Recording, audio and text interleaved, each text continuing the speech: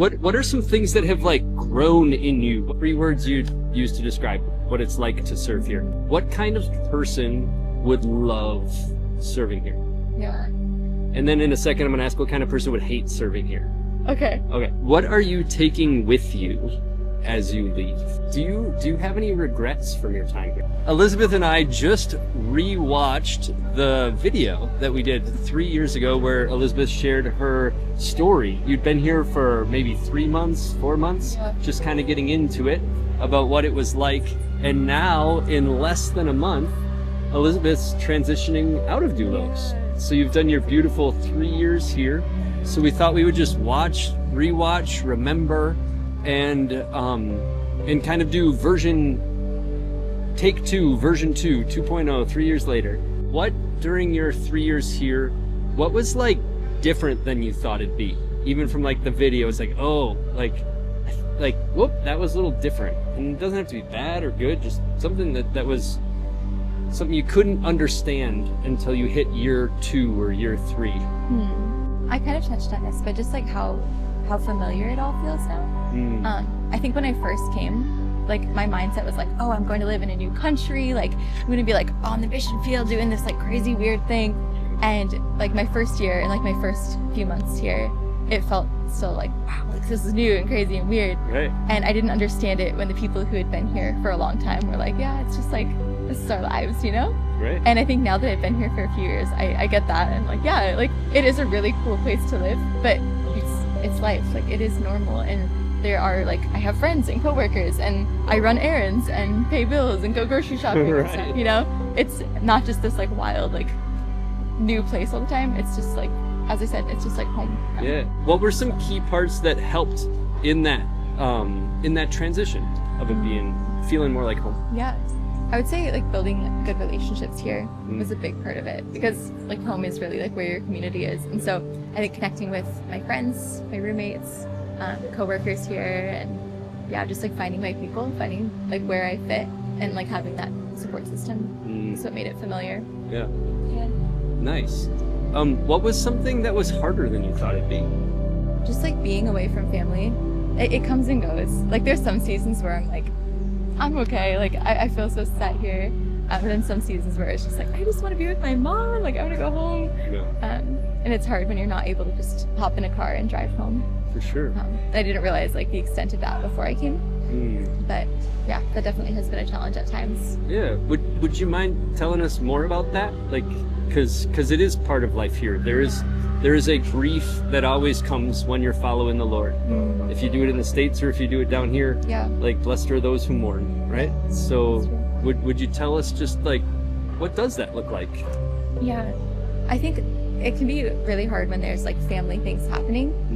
Like my brother's birthday, I was here for, and I had like a Zoom call with my family to be present there, but it's not the same. And I think I like feel that extra hard when there's like a special event or something that everyone else is there for with my family, but I'm here. I think that comes up a lot at Thanksgiving too, because that's like I go home for Christmas, but Right. Thanksgiving is kind of like a midway Close. point. Right, I Not can't worth go home another for flight. Thanksgiving. Yeah. So that's hard to know, like, Obnoxious. yeah, that like all of my siblings and my parents are together celebrating and I'm here. Right. But I really do appreciate that time too, because everyone else is in the same boat.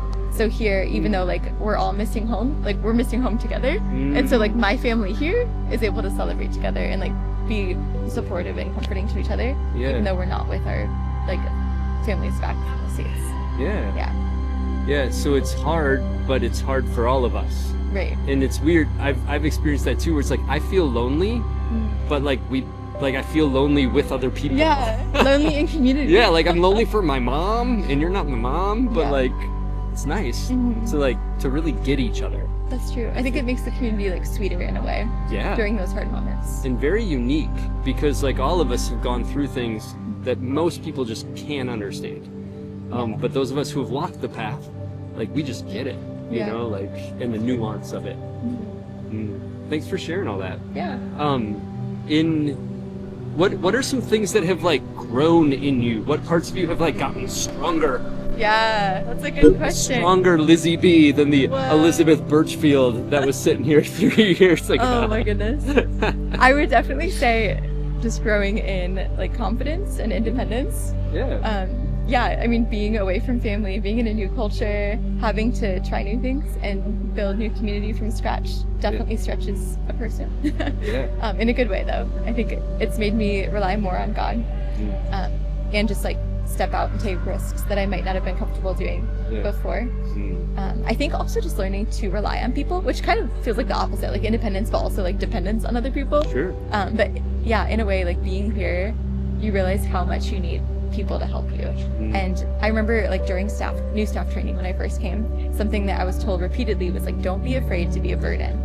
Because when you're living in a new country, you're gonna have to be a burden a lot as you're figuring things out. And so that's like asking someone for a ride when you didn't have like transportation yet, or just needing advice about like where to go to find a certain thing in town, or like taking you to the doctor or something like that. You have to learn to rely on other people a lot. And that's been something that I wasn't always comfortable doing back in the States, but here it's like you have to do it, and that's an important thing to learn. Yeah, we're all very interdependent. Yeah, it's true. Tell me about, we talked in the video a little bit about fundraising, and about that whole process. Tell me about the role that your support base has played over the last 3 years. I think just like being encouragers has been a really big thing. Like I'll send out newsletters to my supporters, and it always just makes my day when someone emails me back and says that they're praying for me, or that they like enjoyed seeing what I was up to here. Even though those are really like little ways to cheer me on, it makes me feel seen and like I still am connected back in the States with the people who are supporting me. So that's been really sweet. Or just like texting, like people texting me to check in and ask like how they can pray for me, or wanting to hear about how the school year is going. It's really sweet. Nice. What would be different if Doulos just paid you and you didn't need them versus you needing them and you have them? Like what would it look like if you didn't have to have that? I think I'd be more isolated from the States, or from people in the States who would want to learn about Doulos and want to hear about what's going on here. I love that like I'm able to be connected with them and like share what we're doing here with people back home. And if Doulos were just like paying us, I think it would be easier to just be like, well, this is just my job. I'm just here doing my thing, and I don't really need to like share that with anyone back home. But this is a way for me to show like what's going on at Doulos, and for them to actually care about what God's doing in another country here in the DR, even though we're very far apart. Also I think it makes me more intentional about like living missionally. Just knowing that there's people back home who are praying for me and who like care about the ministry here. Like I used money from an offering plate to buy lunch today. Like that's like I should live like a missionary. Definitely. Because I am one. As opposed to a teach abroad worker. Or something like that. It's true. So it's like a mindset shift, I think. I agree. I actually never thought about that, but I feel that too, and I think other people do too, which is neat because it's not a job. Like, which makes this also a really special place, because it's not just a bunch of employees. It's a bunch of missionaries like you. Who serve here. That's a good point. It really does make a difference that everyone's choosing to be here and like put in the effort of fundraising and of like sharing this with people back home so that they could be here. And knowing that each person who works at Doulos has their own network of people back home who are supporting them and investing in the school here. It makes the mission of Doulos a lot bigger and like covers a lot more of the globe. It's pretty cool. We've touched on it just a little bit, but after being here for 3 years, tell me about like your co-workers, like the team, what it's like to actually like work here. Co-workers at Doulos are great. They are really fun. Lots of laughter and like just fun connections. I feel like every day is full of like hugs, high fives, just like little jokes and conversations throughout the day. They're really good at cheering each other on. I agree. What are like three words you'd use to describe what it's like to serve here after being in the ups and downs of it for 3 years? I would say joyful. I think it's just a really like bright, happy, loving environment. Connected, just with that community feel, like everyone knows each other really well and supports each other. And intentional. I think both in relationships and in the work that we're doing, the ministry that we're doing here. Everyone has a heart that like wants to be here and it wants to give their best and make an impact on the kids. That's awesome. I agree. I totally agree. What kind of person would love serving here? Yeah. And then in a second, I'm going to ask what kind of person would hate serving here. Okay. Okay. Someone who would love serving at Doulos is someone who loves people, someone who loves God and loves like his work all over the world. Who has a heart for missions, a heart for the nations. I think obviously loving kids is pretty important since it's a school. Super important. Yeah. Easily overlooked, but super important. Yeah.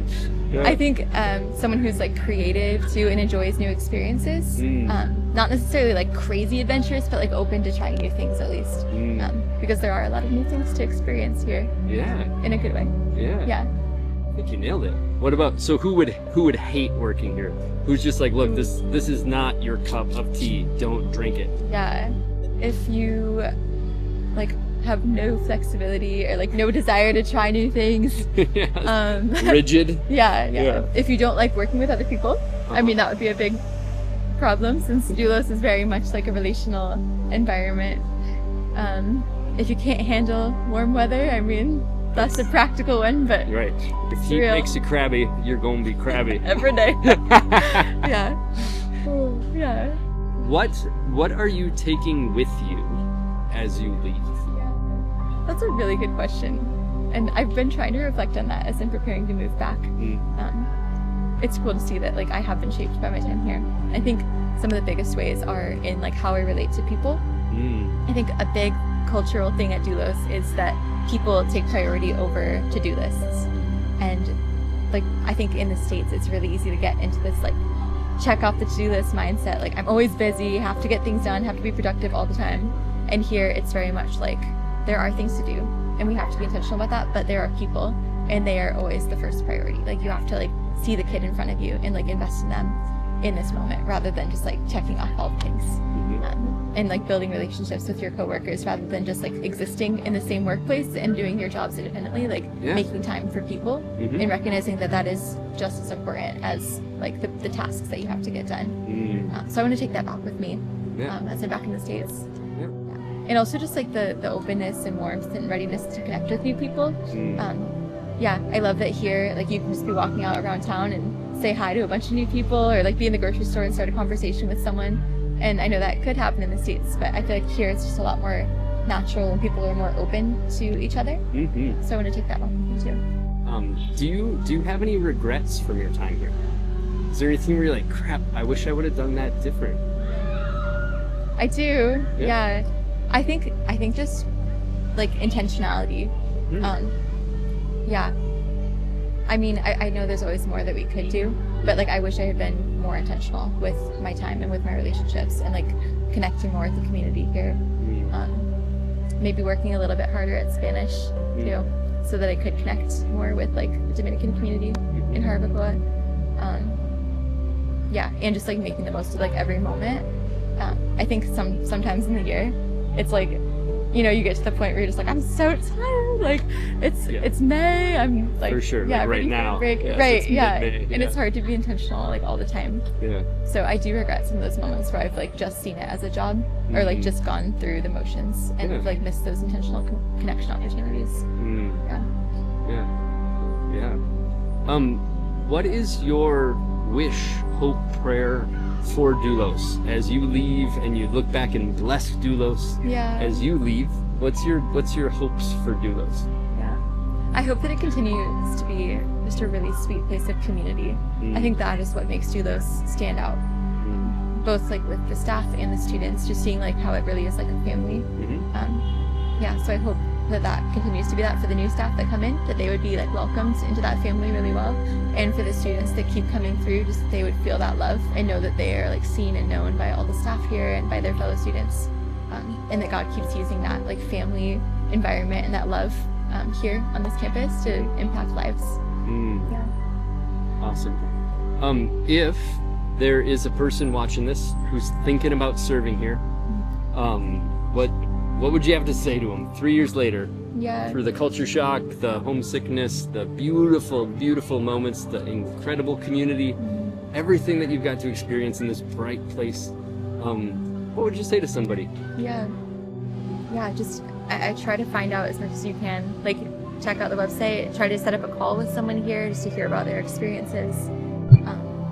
I think also, as we're talking about like what kind of person would like serving here, like maybe make a list and like pray through like what you are drawn to and like what you feel God is calling you to in terms of ministry. And like, is a school in the Dominican Republic with like the heart of Doulos, like what is like appealing to you and what God is like calling you to. If like this environment of intentional relationships and community and expeditionary learning is like where you feel like you can be useful and thrive for the glory of God. Nice. Yeah. Nice. As we wrap up this video, is there anything else that's on your heart or mind? Anything that, as we were watching the thing from 3 years ago, anything you want to share? Just that I'm really gonna miss it here. Doulos has made a big impact in my life. Like, this has been my life for the past 3 years, and I'll miss the people here a lot. And I know that like it has, been a big like influence on how I think and just what is in my heart. So I'm thankful for that and excited to see how God uses that to shape the future of my life too. Awesome. Yeah. Awesome. Well, on the behalf of the students, everybody, thank you. Thanks for saying yes. Thanks for coming down here for 3 years. Thanks for being part of the community. I've seen God shine through you in unique ways over the past 3 years, and you've added so much to what God's doing down here. Thanks for being part of it. Thanks, Andy. God bless you in the next chapter. Thank you. If this, through this video, you think to yourself, my goodness, I might actually like it there. Please reach out and start the conversation. We'd love to meet you, to ask any questions, curiosities, anything like that. We have other teachers. Miss Lizzie B is taken off, but we have other teachers who are here who you can ask questions to firsthand and things like that. We just want to find the right people and connect them to what God's doing down here. If that's you or somebody you know, we really hope we can be in touch.